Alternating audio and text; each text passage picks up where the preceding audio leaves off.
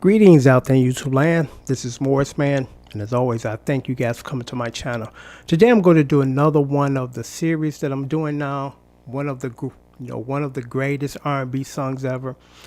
And I stress one of, because if I say the, which of course we all have a difference of opinion on what we think is, but if I say this is the one, I get a million comments down here. No, it ain't. It's this dude. It's this dude.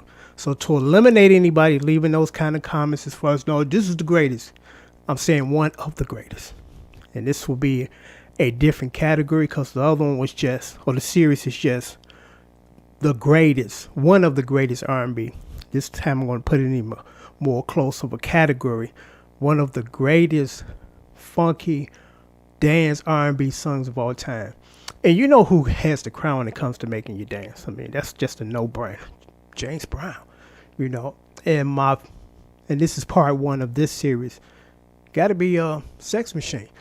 Sex Machine is one of those songs that when they first put the record on, your body just start moving. It's like, I'm not gonna wait till the brain to react. I know what I gotta do, you know. And it's one of the funkiest songs I've ever heard.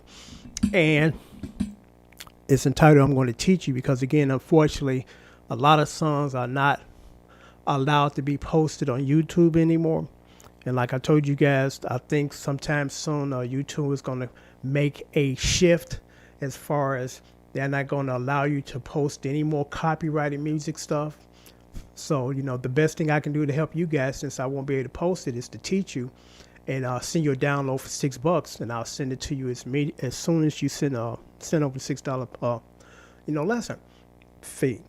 And one might say this, because this particular song, again, is James Brown, Sex Machine.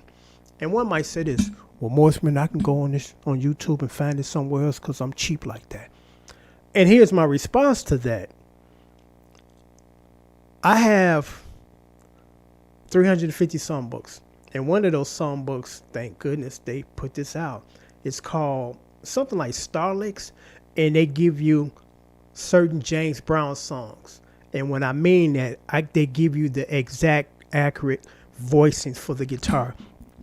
Because most of James Brown tunes, if you don't play it right, it sounds like you're not playing it right. If you don't play these specific voicings, which are very unique, it's not going to match up with the record.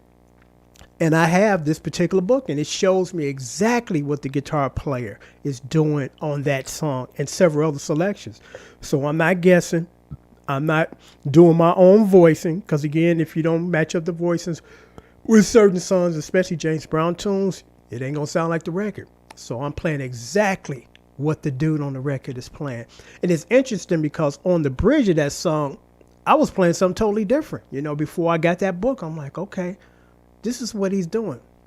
And it's interesting because it's not a lot of stuff going on there, you know, but it sounds like it is, but actually it's not.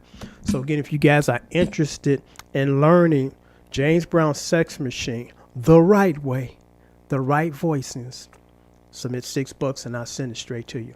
It was something else I was going to mention this. I would imagine this is not a good feeling that you walk around for decades and no one totally appreciate what you contributed to music. You know, you were like one of the first guys, a group of guys that were doing this, and after that, everybody else started doing it. And you can be traced to the original source. And what I mean by that is, as far as James Brown's stuff, you know, the guitar stuff, you know, James Brown's sound evolved like everybody.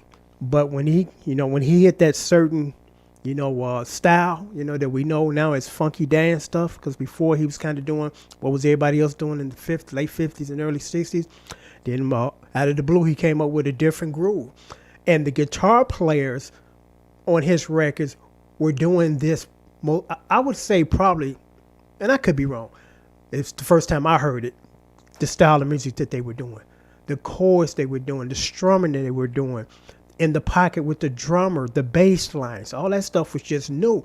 Nobody were doing that kind of stuff before James Brown came up with it, you know? So I imagine it's not a good feeling to walk around being one of the guitar players that started that. And, Prince can thank these guys, Everybody else that's now doing kind of the funky lick thing, all that stuff can be traced back to James Brown guitar players. And I just thought about that. I said, man, I don't think I've ever heard these kind of riffs and these certain chords in this style before until, the James Brown group. So again, if you're interested, PayPal is right there. I'll send you the song. As soon as you submit payment, I'll send you the song in a matter of minutes, probably 20, 30 minutes, an hour at the most, But it's a good song to learn because if you want to be a good rhythm player, you can't bypass James Brown stuff. It's like Rhythm 101. If you don't take the course, you're not going to be a good rhythm player because it starts there. You build your strumming feel and stamina playing James Brown stuff because I'm like, I'm on the same chord for about 3 minutes, and you help build it, Now Rodgers, once you learn, James Brown stuff and Now Rodgers stuff, hey, Al McKay stuff, you ready, you ready to do some serious rhythm. So again, I'm going to sign off, but again, James Brown, Sex Machine, you get the right voicings, you get all the chords, or should I say the voicing that is done on that particular record for only $6. My PayPal information right down there. Till next time, take care. Thanks for watching.